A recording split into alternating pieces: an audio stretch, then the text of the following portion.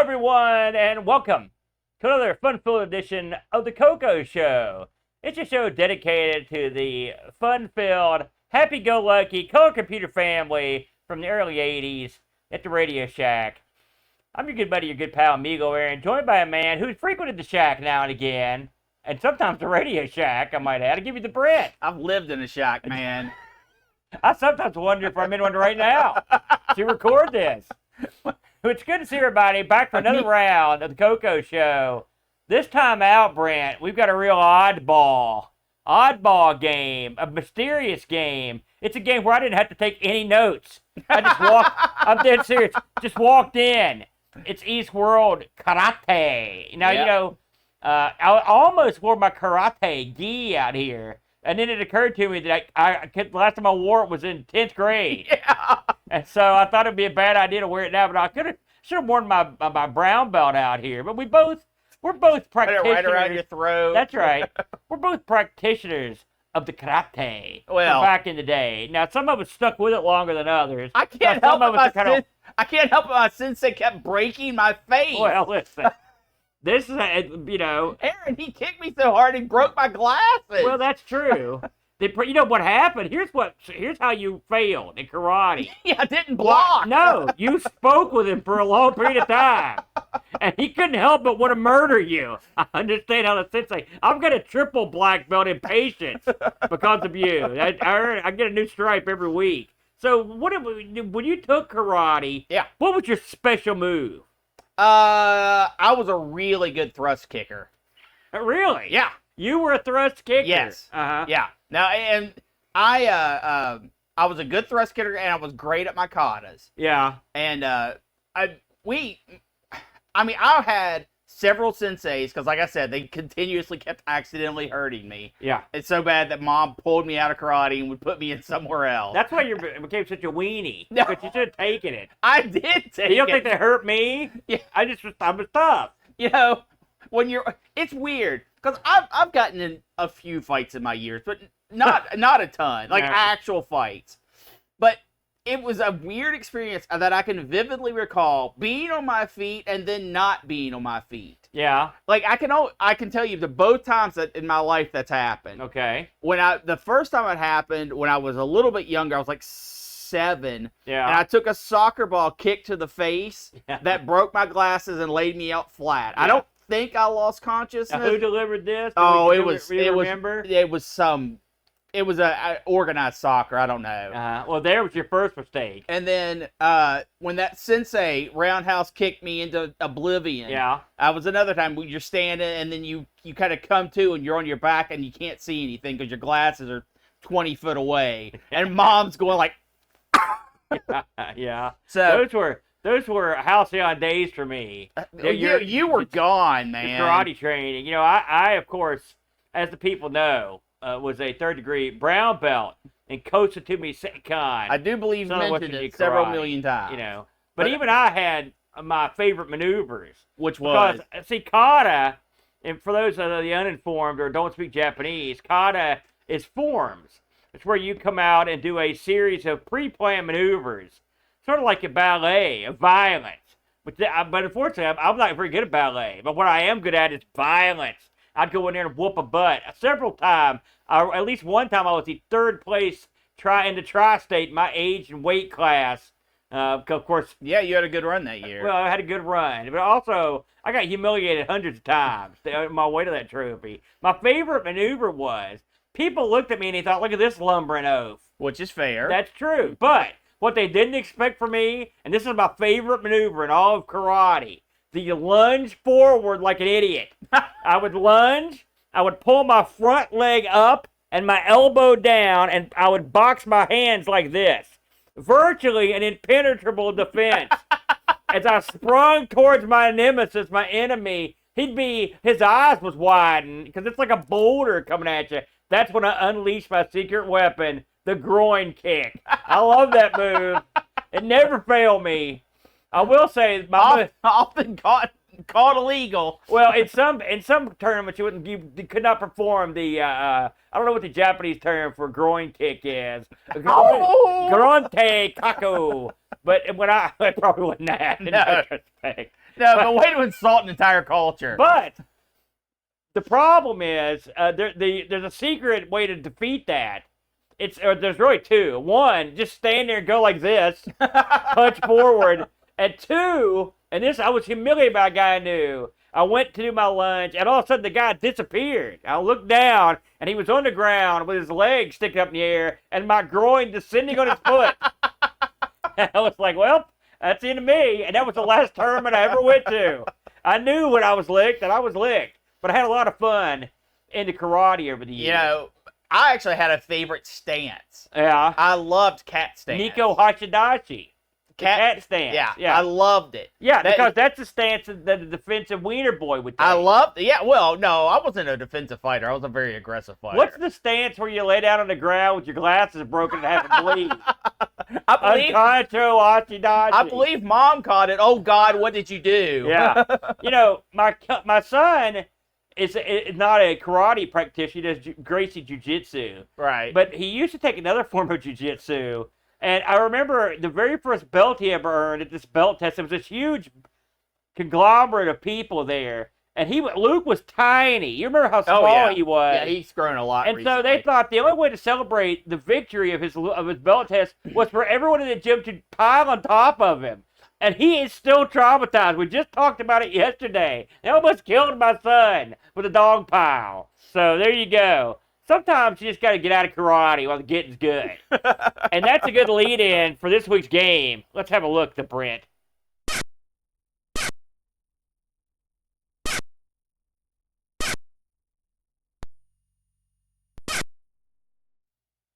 You know, those are the sounds that only karate can make you.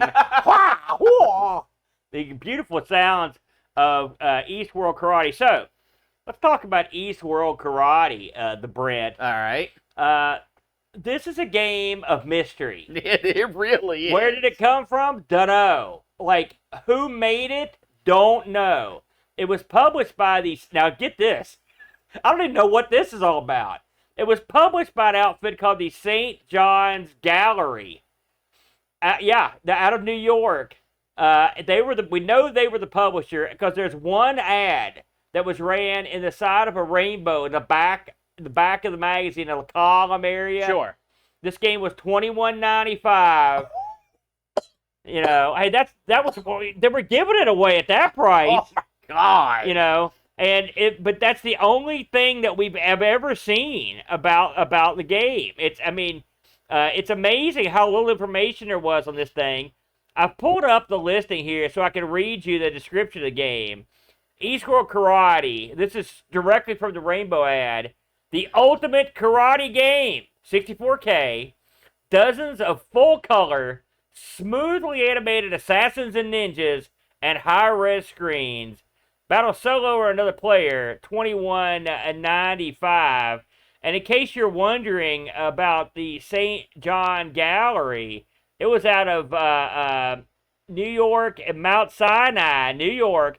Something weird that I found in here is that everything in here that could be written with a U in this ad was. Color is spelled with a U. I'm just saying. And check is spelled British style. So I don't know if the people that run the St. John Gallery are British or what the deal was, but they spelled everything British style. Just a few other things in the ad before we move into the games I thought you might find amusing. This is the other things you can get from this ad. The Astro Fortune Teller. Okay. The best BBS. That was $18. The Fortune Teller, $21. So the BBS was cheaper. Get this. This is a completely original title from the people at the St. John Gallery. Temple of the Lost Ark. That'll set you back $12. Disc Editor 2, $18. City Bomber, $18. The Sound Machine, which I think I've actually seen that before. Printer Lightning and Backup Lightning. So these were the things. So this was your premiere. This was your headline title for this. It does have it's got the most intricate ad graphic of the bunch. Would be this game. Now I want to stop you real quick, Aaron. Stop me. When I went to search for this. Yeah. Normally, when you start doing your Google search, you'll put in the title of the game. Yeah. And usually it'll pop up at least a system that it had been on. Yeah. I typed in Eastworld Karate, and it popped up Charleston, West Virginia. And that's when I knew, oh no, this game's going to have nothing about it. And I was right. Why did the Charleston pop up? You tell me, man. I think it was Google going like, oh gosh, I don't know what this guy wants. We got to cover something here.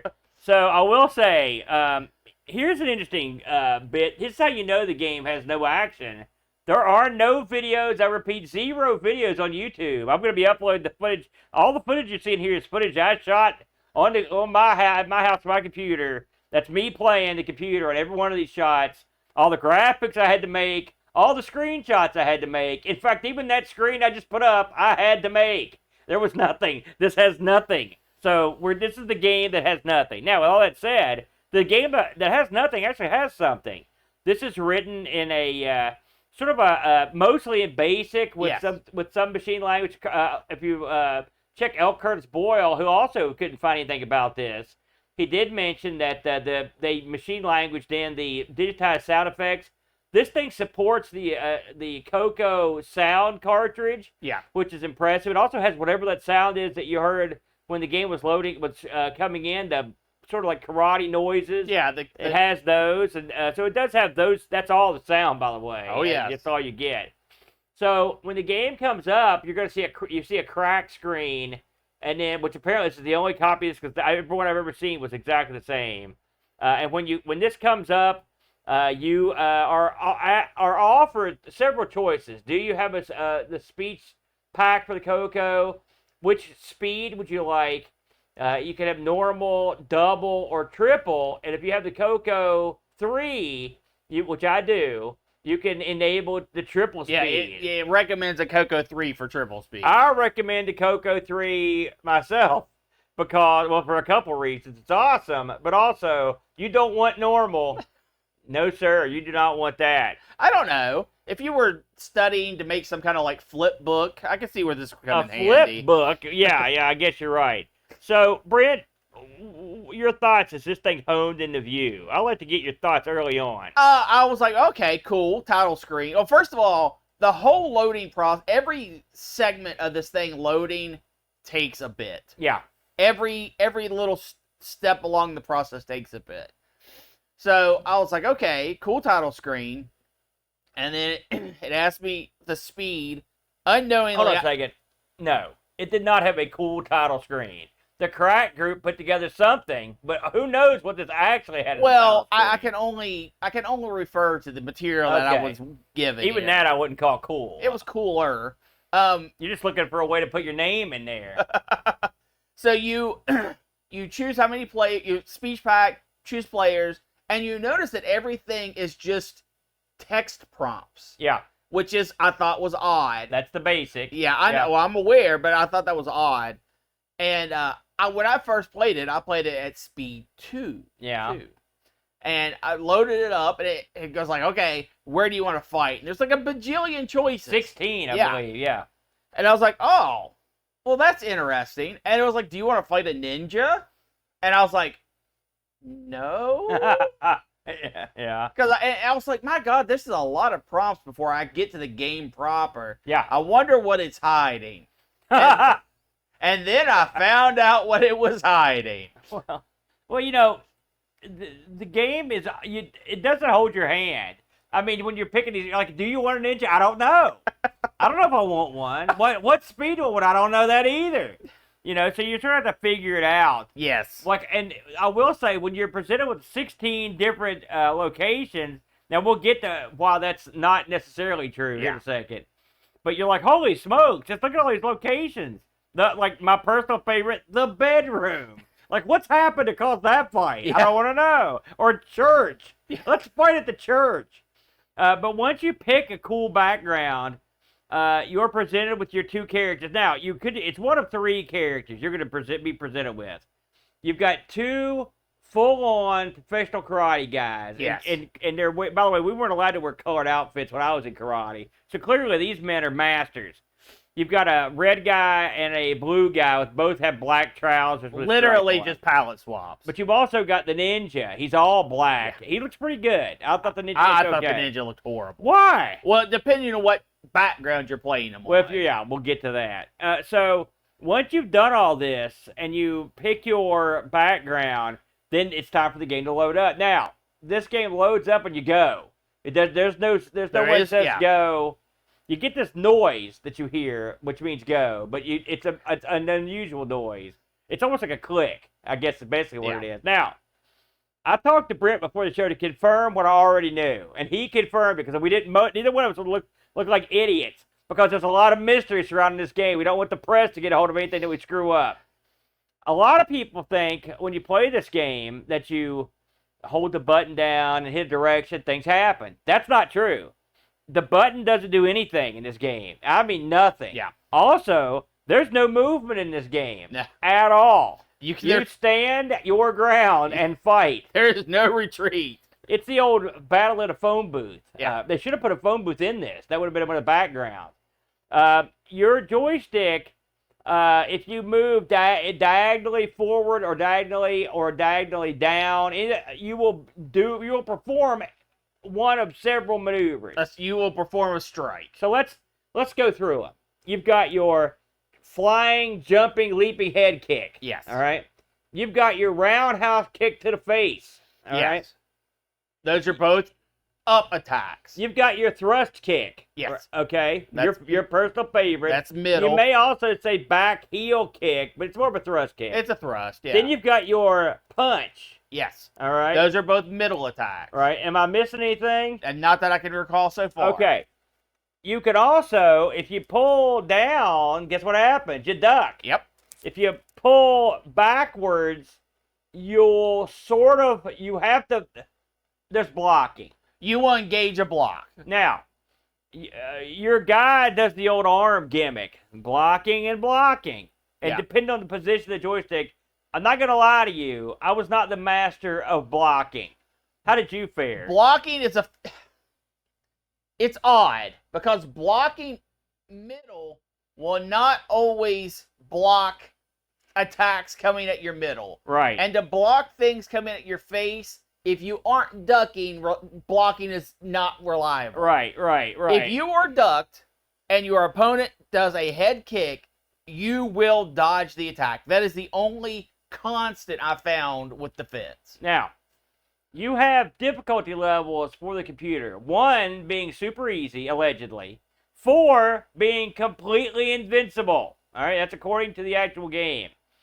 I did try this on not easy a couple times. Why? Well, because in my quest to be thorough, I wanted to cover all the bases. Okay? Well, when I selected easy, I got thromped time and time. Did you ever win? Oh, yes. In fact, if you watch this video, there are multiple games where I win. That's impressive. Well, it's because I actually have a brown belt, 3rd degree brown belt, so I know the techniques. It translated into the game. It did. Huh? But in fact, by the way, this is exactly how quickly I move in real combat. In case you're wondering, it's exact speed. So, I'm surprised you could get the height on those jumps. By the way, these guys are in what I would like to call the reverse Ikustanaichi. This looks like the most painful stance. It's like they've been riding a horse for 3 weeks. Someone threw them down and said, fight that guy. And they did. You go into horse stance, and then your front leg's like, nah. Yeah. When they said horse stance, they weren't kidding. So once you begin the combat and you understand how the techniques work, I mean, Go ahead. And because we're doing you a favor by telling you the button doesn't. Because trust me when I tell you, I tried every button. I tried like crazy. I had the deluxe stick. I've got 2 buttons going. They're not doing nothing. And I'm like, man, how do I move? You don't move. And you can tell you can't move after you play for a while because in the backgrounds there'll be crap right behind you. Yes. So there was no possible way you could go anywhere. Yes. So then you begin the combat. Now, the computer has the exact same moves as you. Yes. All right. So if he kicks you in the head, for example, there's an animation where you fall down backward. Yeah. If he kicks you in the gut, there's an animation where you're sort of doubled over. Kind of double over. So there's actually multiple hit animations for the game, and that's when they turn you loose. The computer is not an easy. It blocks some of your things. And you can't, at one point I thought I could spam stuff, but the computer actually is not, when you look at the game itself, forget about the speed. forget about the lack of ability to move or do a bunch of moves. Yeah. I'm just talking about the game itself. The game itself, the computer is not an idiot. Like, he actually has I've had some pretty epic battles on here. It's not unlike karate on the CoCo. Except karate is in most ways, is a better game because you got more maneuvers. But in some ways, this game will still give you a pretty decent fight if you can understand the blocks and then you sort of get lucky. This is rock, paper, scissors. It's not. It is, but it's not. You are going to have to anticipate the next move. Rock, paper, scissors, there's no anticipation. You can't. You cannot react to what the computer is doing. Some of us can. No, you can't. Some of us can. I had some incredible exchanges with the computer. It reminded me of when Benny the Jetter Cheetah fought Jackie Chan in Dragons Forever. Now, I have a question, Aaron. Yeah. Did you notice that if you blocked mid, right? Yeah. And then you threw a punch mid. Everything I do is mid, buddy. You could get that sequence to go 4 or 5 times. Sometimes, yeah. Yeah. That was cool. It's cool when you get a long rally going like tennis. You're sitting there throwing hands with the guy, and it's very satisfying to drop the hammer. I want to mention that this screen just popped up. So if you're watching at home, we're in what's called the library. And at the top, for whatever reason, they put worldwide karate instead of putting library Eastworld Karate. There's several places in the game where there are banners or signs. Sometimes it just says karate in cool letters. Sometimes it says professionals or pro fight or whatever, like if you're in a gym or whatever. So they sort of plug their own gimmick. And something I want to mention about the library, that ladder is far too large for the purpose they are trying to use it for. Well, I mean, it's not in a good spot either. This is one of the scenes where there's no movement because there's no way you could move. The ladder's right behind your feet. You fight until you've been beaten or you've beaten the computer 10 times. Yeah, it's a first to 10. And only once when I was playing this did I actually have a simultaneous move happen. Oh, I had it happen a lot. And we both got a point. I was pleased by that. We both hit flying kicks and say that was awesome. Flying kicks are was like blood definitely sport. what I had hit simultaneously several times. So, 16 different backdrops. So I'm getting to that. The downside is after every fight, it gives you the choice to reload or pick a new, which I don't know why you would do that. Or I guess you could change the difficulty. Yeah, fight immediately. No, but, I mean, it basically completely starts the whole program over. Or you could load it. It gives you the option to load a new background. Right? You've got 1 of 16 backgrounds. The backgrounds are the star of this game. Yes. Some of these things are quite good. Yes. My personal favorite was the city streets. I also because of all the detail that they had on there, but I also like the mountain. Where they had the big, big statue. Big statue of a lion or whatever was cool. I also liked the pool. I thought that was a good one. Kind of the sunset look. That was nice. Yep. Did you have any favorites I would say probably the pool. I thought it had the most scattered around details, and really the bedroom was nice too. The bedroom was funny and it looked good. The art in this is actually pretty good. I have a possible reason for that. Okay, go ahead. And I gotta hear this. This is left field Brent conspiracy time. Okay. These backgrounds were almost certainly either pulled from another game or intended for another game. Because they're too good for this game. Well, they're also quite different. They don't look like the same guy drew them. Yes. They look like they would fit in perfectly with a point-and-click adventure. To click and open drawers and have that kind of interaction. I cannot believe that their sole purpose for existing was to be put as backgrounds into this game. Well, but they do work now. Oh, they do, but they're so superior to every other You're supposed to have 16 backgrounds, Brent. Tell the people how many you actually get and what you get when you don't get a background. You get 12 actual backgrounds. Right. And that is the first 12 listed on the screen. Starting with 13, the Weird Room. That was disappointing, by the way. Yeah. I was really wanting to see what the Weird Room looked like. It's weird. The church, guild, and benches are all backgrounds of the sprite sheet of the character fights. Yeah. In just a completely black background with a white sprite sheet for each of the maneuvers that your character can do. They are holding screens or temporary things that they never went back and replaced. And I went into the code and I thought maybe they were just the pointers were wrong. Yeah. And now, granted, I can only look at the basic stuff. The second you said I went into the code, I did. I thought that was a dubious effort. Go ahead. I did. Well, I was wanting to see if maybe there were things pointing the wrong places. Yeah. And there does not appear that there were. Boat mentioned in the chat that St. John's is a college in New York.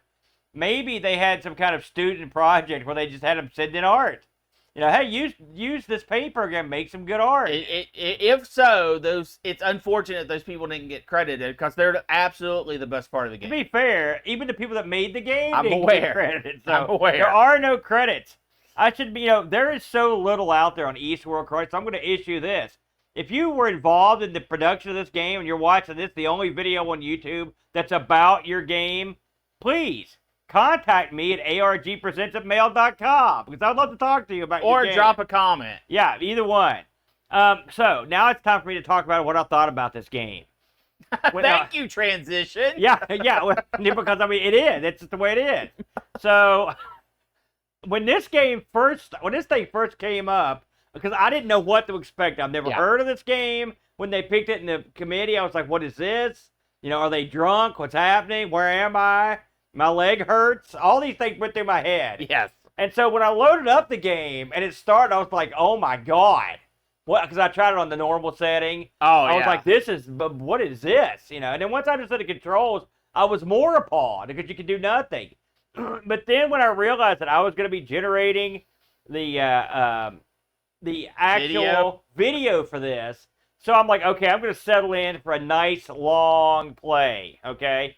And I did. And as I played this game and played it more and more, I started to enjoy it. And then I enjoyed it more. And by the time I finished playing, I shot way more footage than I could ever use on this show for some reason. It's an odd game, but there is a simplistic beauty and charm to it. The backgrounds, the fact that this is the game, the fact that this got picked to be on a show that this is a game, you're covering a game that appeals to no one. No one's ever heard of it. No one's ever seen it. So it's virgin territory. And I actually I don't want to say I fell in love with it, but I fell in like with it. I think is it a great game? No. But is it a nutty, weird kind of hiccup in the history of CoCo gaming? It is. The backgrounds, if this had no backgrounds like karate, and you're just like, this would be horrible. But it's so, come on, you play on a background, and at the bottom, inexplicably, it just says karate. And then another level has the wrong name of the game. There's a cat. I don't know, it worked for me. And so I started to enjoy the game. So I can't help but give this a tepid thumbs up. And I will say, in closing, before I throw it over to Brent, I know you're going to tear into it. In closing, I'll say that this game, if it had ever been made into a game that would fit, you'd put in a box, they would have sold a ton of these because in still shot, this would look great. You would be stunned at how good it looked. It would look better than almost anything you'd ever seen. It's just the execution of the game. That's where it sort of falls flat. Your response. Aaron, there's a term for what you experience. It's called Stockholm Syndrome. You might be right. You might be right. This game was hot garbage. There was no gameplay. There was only the background. There was only Zool. The backgrounds on this, at least the 12 that you have access to, were all spectacular. Yeah. They were art pieces in and of themselves. In fact, having the little dancing characters in front that they call fighters was an insult to the background images and the quality that they had. Oh, even the characters look pretty good. They're okay. And their moves are pretty good. They're okay. You can't tell me there wasn't an inkling of satisfaction and enjoyment when you would jump up and kick the computer in the face. That didn't make you happy. No. Man, I love that. No, because I knew that my ability to jump up and kick the computer player in the face had no existence in the real world. I just happened to hit up and the computer didn't hit down. Well, I mean, you're being too hard on the game, I think. personally. This is. Am I saying do not go and find this game and load it up? No. Yeah. No. I sounds like that's what you were I saying. wholeheartedly support you finding this game and loading it up, because if you, like you said, this is the perfect box game. Yeah. If this was sitting on store shelves, it would have sold and probably been returned in record numbers. But the actual gameplay you were given is incredibly shallow. The animations are literally frames. They're not even proper attacks or blocks. They're just one frame you're doing this, the next frame your punch is out. There is no quality to speak of on display, with the exception, as I've said, and we'll drive home, the backgrounds are spectacular, and them alone are worthy of you checking this piece out. Well, I mean, that's better than I thought you'd say. That's not too bad. So we did have one sad sucker actually get in there and try to play this game. I think you know his name. I think we can all say it together. It's our good buddy Pajako. Oh my gosh. Breaking news. Happy Coding has been in the code. Okay. And it says that this routine was written by Eric Tilenius. Tanius. Who was kind enough to lend it to me. Thanks, Eric. Well, so at least we know that someone's code that's in the game. So there you go. That's something to go on. Very good, Happy. Excellent. Thank you very much, Happy. It always helps to have a hack job in the chat. You know. Thank you, Happy. Hack job, probably not the best way to put it to a programmer, Eric. Well, I mean, listen, they know what I mean. That's the way we I doubt he does. That's the way we programmers talk to one another. Anyway, getting back to Bajako's review, he writes in, he says, so while this seems inspired by Karate Champ, it sadly doesn't deliver the goods. It does not. While it looks nice, it has great sound effects and offers a range of exciting locations, but you get to try your skills against a freaking ninja. Yeah, good luck with that. While traditional karate is very much about waiting for the moment and then striking or blocking, Eastworld Karate almost feels like rock, paper, scissors. Yes. And it's incredibly slow pace, even on the turbo-enabled. Means that trying to pull off more than a couple moves is almost impossible, even on easy mode. Now, with that said, I did improve over time, see? And start to win a few matches, but the game is a letdown by a poor scoring system. I want to say something. All right. Well, I want to interrupt here. Yes, you do improve in this game, and you know why? You throw blocking completely out the window. Not me. I block a lot. Nice. There is no risk reward for harder moves. Everything is 1 point for a takedown, so you are better off just blocking or punching straight in the gut and hoping for the best. Ultimately, there's no real sense of progression. You went around and you can change your location or start over. Now, the scenery is amazing. You get to fight all over the world, including in someone's bedroom, a library, and the moon. Yes. Yeah, we did forget to mention you do get to fight on the moon. Which, really, that's one of the worst backgrounds. It reminded me of the demon attack. And if you're fighting the ninja on the moon, forget about it. This is probably more fun in two-player mode, but as a single-player game, it's dull and slow, and not for me. One to miss unless you have nostalgia for it, 5 out of 10. And I'm guessing nobody has nostalgia for it because no one knows anything about it. Anything you want to say about this one in closing, the Brent? Yeah, I think we should. I wonder if we could go in and salvage these backgrounds, save them from the horrible game they've been put behind. I might do that. Just go in and screenshot all the backgrounds. Let me tell you what I did. And remove the fighters. If you're watching at home, you'll notice that underneath the stats for the game is the background on the mountain of the lion. And what I did was I took 2 captures of that, and then I used each side without the player being in it. I cleaned out over him. So that's a complete piece of artwork from the game. So I did one. Thank you.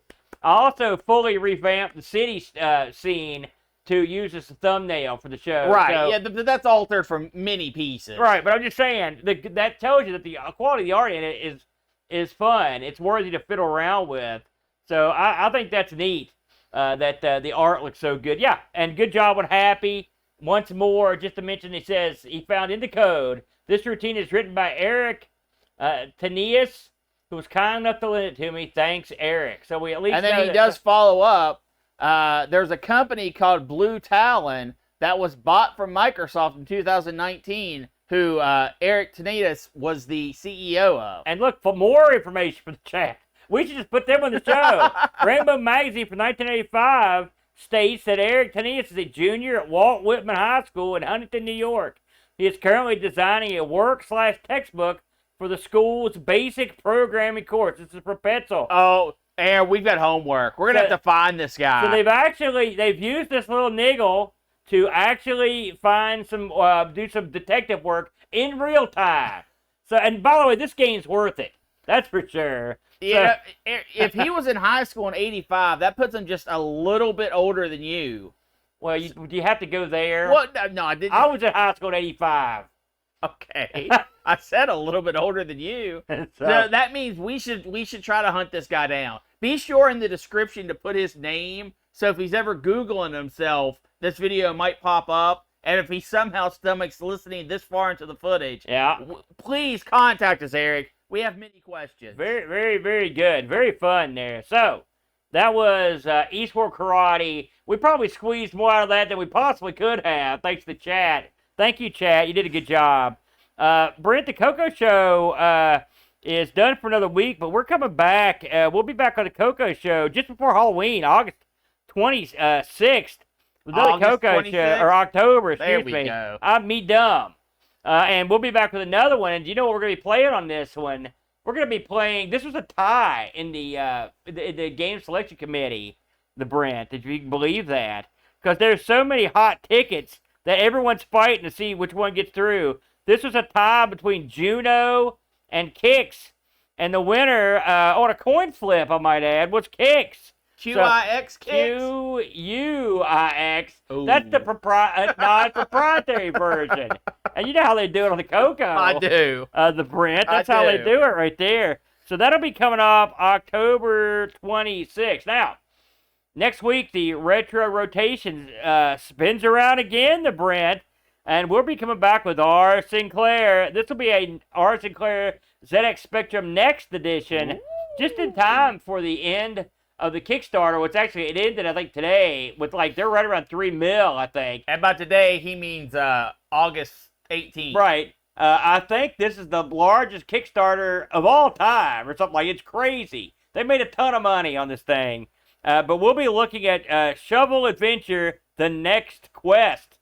That'll be coming up on our next R. Sinclair. We'll be taping that one August 24th. And then the next ARG, coming up September 2nd, games where the port is better than the original. Yes. So that should be a lot of fun, the Brent. So another CoCo in the books. Listen, even when a CoCo game's not what I would call top shelf, it's still sort of fun and it feels like an adventure. Every time you load one up, because it was just a different era, you've never seen any of this stuff. So when you get one a game like that, you never know what you're going to get. Absolutely. And it makes it a lot more fun. So, we'll leave it there at the Brent. Thank you, everybody, for joining us live in chat. Thank you for doing all that homework, chat. You will get an A on your report card. Good job. Brent, thanks for nothing. We'll see you guys again next time around for R. Sinclair. And until next time, go out and Eastworld Karate anyone you see. Kick them in the face. Is that a good way to send off? Nope. Okay, that's all we got. See you next time, everybody.